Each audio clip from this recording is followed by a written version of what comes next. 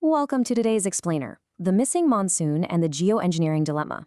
Have you ever stopped to wonder what happens when the very weather systems that billions of people rely on just stall? Or what happens when humanity actually looks into stepping in and engineering the sky itself? Today, we're looking at a very real, documented crisis that is unfolding right now, which is India's delayed 2026 monsoon. We're going to untangle the incredibly complex natural science behind this and separate it from the highly debated science of weather modification and global climate intervention. Okay, so to really grasp the scale of the immediate crisis we're dealing with, I want you to think about just one number: 40. As of late June, local government data shows that Mumbai, which is India's largest business hub, has exactly 40 days of water left in its reservoirs. They are currently operating at just 10% of their capacity. When the monsoon, which normally arrives reliably in early June, suddenly goes missing, a massive metropolis of millions is literally pushed to the brink overnight. And the reality on the ground? It's cascading and it's hitting hard. Hydrogeologist Vivek Grewal from Well Labs really hit the nail on the head here. He points out that authorities just naturally expect these reservoirs to refill with a good monsoon. So when that doesn't happen, the impact ripples outward incredibly fast. We're already seeing the municipal government in Mumbai restricting water to non-essential sites. But zooming out beyond the cities, you have millions of Indian farmers who absolutely depend on these June to September rains, and they are being forced to delay planting. That's exacerbating the economic vulnerability for rural populations and raising some really critical questions about climate adaptation funding. And to make matters worse, a brutal heat wave has pushed temperatures in some districts above 47 degrees Celsius. It's a massive public health emergency. Let's move to Section 1, Anatomy of the Monsoon, and look at exactly why the rain stalled. You know, predicting the monsoon is notoriously difficult because it relies on this super delicate, highly sensitive network of interconnected systems. It almost never fails for just one reason. According to meteorological data, we actually saw 5 distinct rain-suppressing systems line up simultaneously to cause a massive 42% countrywide rainfall deficit early in the season. First, we had a weak Madden-Julian oscillation, which is basically the atmospheric pulse that usually switches the rain on. Then the Somali jet, the monsoon's main moisture supply line from the Arabian Sea, was running well below capacity. On top of that, a massive lid of hot, dry air swept in from the northwest. The Indian Ocean dipole stayed entirely neutral, meaning it didn't provide any of the necessary atmospheric lift. And finally, the Bay of Bengal just completely failed to spin up those low-pressure systems that pull the rain deep inland. It's like a perfect storm, but, well, without the storm. Right at the center of all this dynamic chaos is the interaction between El Niño and the Indian Ocean dipole. So El Niño is actively warming the Pacific, which pushes rain-making air to the east and leaves all this dry, sinking air just parked right over India. Now, normally, a positive Indian Ocean dipole, think of it as a naturally occurring temperature seesaw, could step in as a counterweight to save the monsoon. It actually did exactly that during the 1997 Super El Niño. But this year, the dipole is totally neutral. It's offering absolutely no buffer against El Niño's drying effects. Which brings us to Section 2, Engineering the Weather, Fact versus Fiction. Look, with a delay this severe, public anxiety spikes, and that naturally leads to a lot of speculation online about human interference. So to separate established science from sheer speculation, we have to look at the verified timeline of weather modification. And yes, state-sponsored weather manipulation definitely has a documented history. Back in the mid-1960s, the U.S. Air Force launched Operation Grommet, attempting to increase rain over Bihar, India, during a famine. Now that failed, but the military kept trying. Between 1967 and 1972, the U.S. launched Operation Popeye during the Vietnam War. That localized intervention actually did work to a degree, and the massive global backlash from that directly led to the 1976 EMOD Convention, which effectively banned weather warfare. Much more recently, in 2010, the UN Convention on Biological Diversity adopted a moratorium on geoengineering as a whole. So how does something like Operation Popeye actually work? Breaking down the mechanics really clarifies things.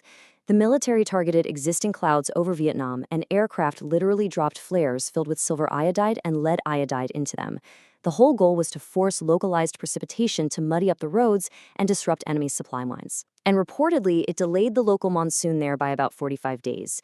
But here is the absolutely crucial distinction we have to make. There is a profound difference between localized, targeted military cloud seeding and somehow having the capability to switch off a massive, continent-spanning macro monsoon system. Currently, there is zero verified scientific evidence or technical feasibility supporting the idea that the Indian monsoon can just be turned off on demand. All right, Section 3, the geoengineering dilemma. a potential plan B. While stopping a monsoon on purpose is beyond our current technological capability, modern, globally impactful climate interventions are absolutely being researched right now.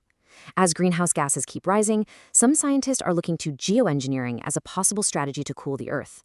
The most heavily researched method out there is called sulfate aerosol injection. It's a type of solar radiation management. The basic concept is spreading sulfate dust 15 to 20 kilometers up into the stratosphere. Why? To deflect sunlight and artificially lower the planet's temperature.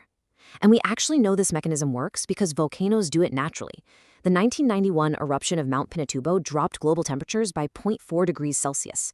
But, and this is a big but, historical data shows that same eruption inadvertently dried up huge regions in Central Asia by disrupting the hydrological cycle. So, modern research projects are rigorously debating the potential global side effects of doing this on purpose. What you're seeing here are 2008 computer models from a report by the ETC group, which simulate what would happen if we actually deployed stratospheric sulfate injections.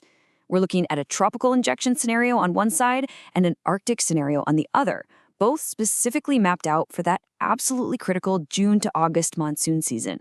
Those large brown areas stretching across massive swaths of Asia, those represent a significant simulated decrease in precipitation. Basically, the data is suggesting that injecting sulfates into the stratosphere to cool the Earth could severely suppress the seasonal rain that literally billions of people rely on for agriculture and basic survival. Let's look at the hard numbers from these models because they really show just how complicated and risky planetary intervention gets. In the tropical scenario, the models show up to a 3 millimeter per day decrease in precipitation over Asia. In the Arctic scenario, rainfall drops by up to 0.5 millimeters a day. But here is a truly counterintuitive, perverse finding from the model.